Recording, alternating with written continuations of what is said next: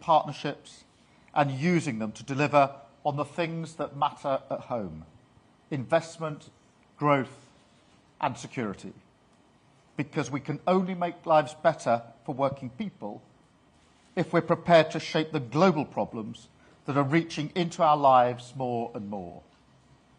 The G20 represents 85% of global GDP. So we have a shared interest here in driving up growth and investment, and a profound responsibility to find solutions for the problems facing the world today: climate change, poverty, and hunger. And we made real progress. I was pleased to back President Lula's Global Alliance Against Hunger and Poverty to end the years of stagnation in the fight against poverty, because this is also an investment in stability and in tackling the factors that force people to leave their homes and make the long journeys that can end with criminal gangs exploiting them and putting their lives at risk in the English Channel. We will smash those gangs, but we will also work with others to address the root causes of the problem. And that's why here at the G20 meeting, we're building on our leadership in tackling climate change. And later this afternoon, we are launching our Global Clean Power Alliance, together with Brazil and other partners, to accelerate the clean energy transition, to cut energy bills, boost energy security, and reduce emissions around the world. We also made significant progress here in our bilateral discussions. With President Lula, we talked about our shared passions, football, of course, but also workers' rights, and our shared desire to grow the £11 billion trading relationship between our two countries. As a statement of intent, I'm pleased to say that we have agreed that all future Brazilian sovereign bonds will be listed on the London Stock Exchange, showing once again the gravitational pull of the City of London. I also welcome new investments from Mexico and from Chile, including into battery recycling technology, which will create 750 new jobs in the United Kingdom. And with Prime Minister Modi, I discussed how we could deepen the unique ties between our two countries. We agreed to take forward an ambitious new UK-India comprehensive strategic partnership covering key issues like security, technology, climate, health, and education. And starting with trade and investment, we therefore agreed to relaunch the FTA negotiations in the new year. With the Prime Ministers of Italy and Japan, I discussed how we can take forward our global combat air programme to build the next generation of fighter jets, boost our industrial capacity, and strengthen our national security for the long term. We looked ahead to the establishment of a new GCAP headquarters, which is due to be based in the UK, creating hundreds of jobs. Finally, I met with President Xi. This was the first leader-level meeting between the United Kingdom and China for 6 years. We had frank, constructive, and pragmatic discussions.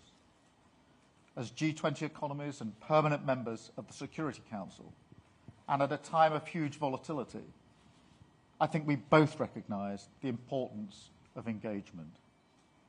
I was clear that we will always act in our national interest, and that we have a shared responsibility to work together on challenges like climate change and delivering growth. So we agreed to a new dialogue on those issues. Of course, there will continue to be areas where we don't agree, including their support for Russia's war and on Hong Kong. But here too, we need to engage. The lesson of history is that the more we're able to deal with problems, the world is safer when leaders talk. We also agreed to keep this channel of communication open. And under my leadership, Britain will never be absent from the world table. We will work with partners across the G20, but one nation stands apart. For the third year running, Putin did not attend this summit. He is the author of his own exile. And on day 1,000 of Russia's illegal war in Ukraine, I say again, end the war, get out of Ukraine. And in this moment, when global challenges are affecting us at home, I take the view more than ever that British leadership matters. So for the sake of our economic growth and our national security, we will keep stepping up on the international stage, delivering results as we have done here at the G20, and making our presence felt. Thank you. Now I'll take some questions, and I think I'm starting with Ollie at the Times. Ollie. Thank you, Prime Minister. Ahead of this summit, you said that you wanted the G20 to double down on its support for Ukraine, but the final communique actually waters down previously agreed commitments by the G20. How disappointed are you by this? Well, the communique does be absolutely clear about the UN Charter and sovereignty and territorial integrity, and obviously that's negotiated by quite a sort of diverse group. But as for the G20 and me doubling down, I used every opportunity, both in the main sessions, and I'm on the record for my clear position on Ukraine and what we need to do to double down, but also in the very many bilateral meetings that I've had with other country and other leaders here. And of course, there was a G7 statement last Friday that went out. Thank you. Richard at the Eye. Thanks, Prime Minister. Prime Minister, should Brits prepare for nuclear war? Say that again. Should Brits prepare for nuclear war? Look, there's irresponsible rhetoric coming from Russia, and that is not going to deter our support for Ukraine. We're now on day 1,000 of that conflict. That's 1,000 days of Russian aggression, 1,000 days of sacrifice in Ukraine. We have stood with Ukraine from the start, and I've been doubling down in my clear message that we need to ensure that Ukraine has what is needed for as long as is needed to win this war against Putin. Michael. Thank you, Prime Minister. Why is your Rural Affairs Minister suggesting that farmers can avoid paying inheritance tax if they plan properly? Isn't this proof that your policy is hurting British farmers? Look, on the question of farming, I think it's important I just restate that firstly, £5 billion was set aside in the budget over the next 2 years for farming. That is the single biggest amount of money into farming and sustainable food production that has ever been set aside in any budget ever. So that's a real statement of intent in terms of supporting farmers. There's also money to deal with flooding, which is a huge problem for farmers, and money to deal with the outbreak of disease, which could be catastrophic for farmers if they lose their livestock. On the question of inheritance tax, the example I've given is a typical example of parents wanting to pass on a farm to one of their children. And in those cases, when you look at all the thresholds available, that means that only farms over the value of £3 million will be affected by the changes, and therefore the vast majority of farms will be unaffected. And those that are affected will only pay half the inheritance tax that other people pay, 20%, and they will have a 10-year period over which to pay it. And so that's why I'm very confident in saying that the vast majority will not be affected. How farmers then arrange their affairs within their family is obviously a matter for them. Thank you. I've got David at the Mirror. Thank you, Prime Minister. Prime Minister, the government's own impact assessment suggests another 300,000 pensioners will be in absolute poverty and another 450,000 in relative poverty by 2030 as a result of the winter fuel payments cuts. How do you justify this, and how damaging is it that Scottish Labour have said that they'd reverse it? In that analysis, I think it's important for me to point out what was left out of account in that analysis. The first is the considerable uptake in pension credit was not accounted for in those figures. We've had a campaign, as you know, to drive up pension credit, to get more pensioners onto pension credit, which obviously is not only a guarantee of the winter fuel allowance, but also gives the credit itself. So there's an additional benefit there. It leaves out of account the household support fund, which, as you know, in the budget was then extended. And it leaves out of account the warm homes discount. And, of course, on top of that, as we now know, the figure for the increase in state pensions for next year under the triple lock, because we've stabilised the economy, is about £470. And therefore, pensioners will be better off because we've stabilised the economy. So far as Scotland is concerned, you know, that's one of the features of devolution. There are not infrequently different approaches taken in different nations across the United Kingdom. Thank you very much. Can I go to Jason at the Mail? Thanks, PM. I'll let you get your pen. No, look, I always come prepared. Just like that cagoule we'll make a journalist out of you, at the Olympics.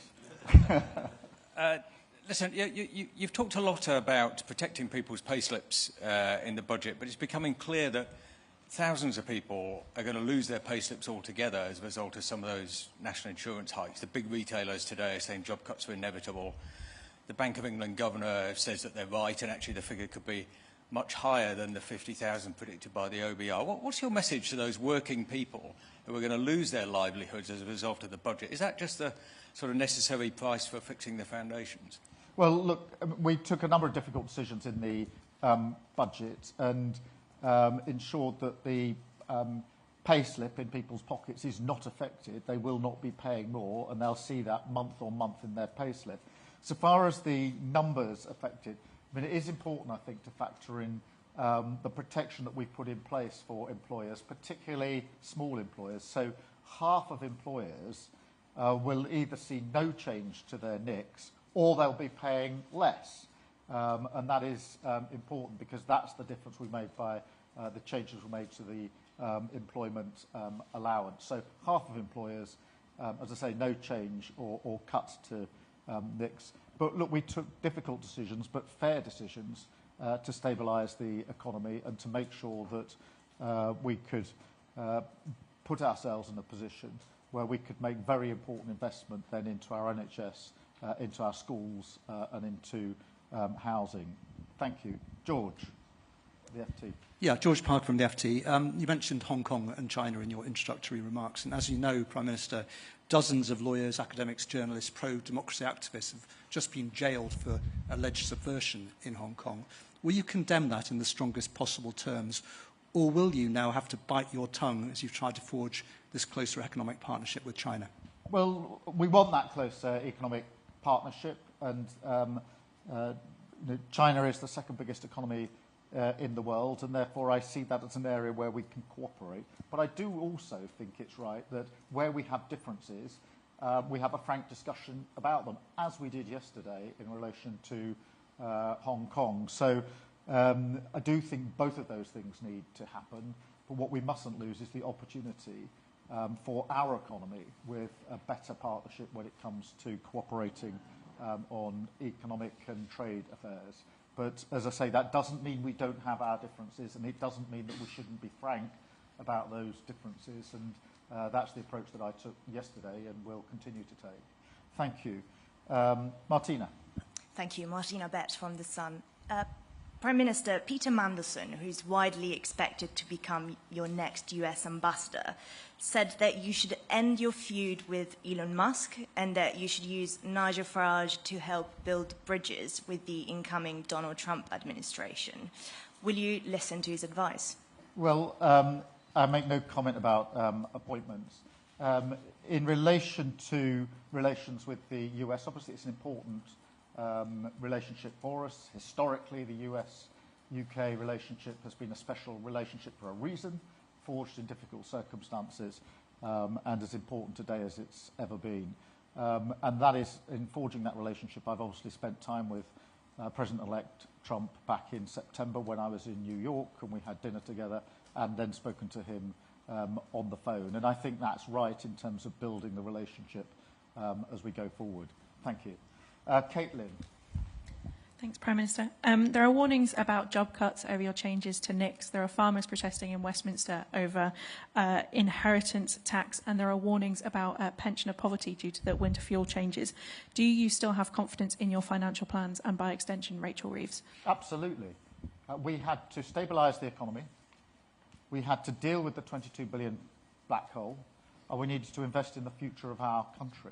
And the reason we got into such a mess for the last 14 years is because the last government refused to take a single difficult decision. And you saw at PMQs just 6 days ago, they're still in the same camp. So they are still saying, we want all the benefits. You heard the Leader of the Opposition. She wants the investment into the health service. She wants the investment into education. She wants the investment into housing. But she doesn't want to raise any of the money to pay for it. That's exactly why we got into the problem in the first place. Unfunded commitments. We've ended that. We've turned a page. And the best evidence of that is the investment that is now coming into this country in a way it wasn't coming in for the last 14 years. So I'm much more interested in those people who are putting their hand in their pocket, the global investors, and saying now is the time to invest in the United Kingdom, and we're going to do so, because I think that'll be really important for our economy, than I am by the detractors who want us to go back to the fiction that we've been through for 14 years. It's that fiction that got us into the problem in the first place. Thank you. Jess at The Guardian. Thanks, Prime Minister. Jessica Elgott from The Guardian. Jeremy Clarkson's been at this protest in Whitehall with the farmers, and he says that 96% of farmers will be affected by this tax change, and he asked the crowd to raise their hand if they were affected, and almost everybody did. Firstly, is that true, or is he spreading misinformation, and are you worried that powerful, famous voices are spreading misinformation about this policy? Well, look, I'm not going to get into the business of commenting on what Jeremy Clarkson says. I think the facts speak for themselves. As I've said on a number of occasions, for a typical family wanting to pass on through the family, which is a typical case, completely understood, then with all the allowances in place, to pass it on to a child, it's a £3 million threshold. And all of you can check out what that means in terms of the impact. I think the BBC has already done it. But it means that the vast majority of farms are unaffected by this. And I think it's just important that we keep making that clear, but also making clear the huge investment that we are putting into farming, the £5 billion for food sustainability, and the money on flooding and the money on diseases. But in a sense, we need to keep communicating our message, but the figures are there. Nobody's disputing the £3 million figure for a typical case. And once that figure is there, then it's very clear. You can look through the previous claims for relief and work out that the vast majority of farmers are not going to be affected by this change at all. Thank you all very much. Thank you.